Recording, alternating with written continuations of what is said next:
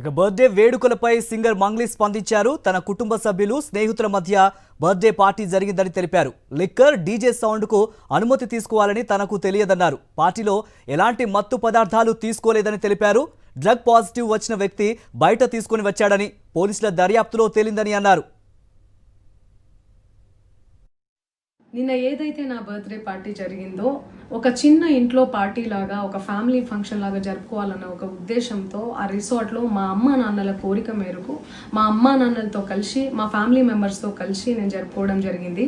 అక్కడ మా అమ్మా నాన్న ఫ్రెండ్స్, మా ఫ్యామిలీ ఫ్రెండ్స్, మా టీమ్ మెంబర్స్ మాత్రమే ఉండడం జరిగింది. అండ్ అట్లనే లిక్కర్ ఉండడం జరిగింది, సౌండ్ సిస్టమ్ ఉండడం జరిగింది.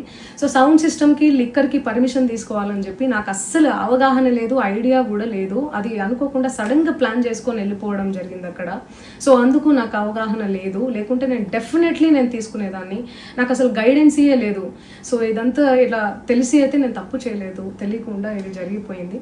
అండ్ అక్కడ లోకల్ లిక్కర్ తప్ప అసలు వేరే ఏ ఇతర పదార్థాలు, మత్తు పదార్థాలు కానీ వాడడం అసలు జరగలేదు. అక్కడ దొరకలేదు కూడా, పోలీసులు సెర్చ్ చేసినా కూడా.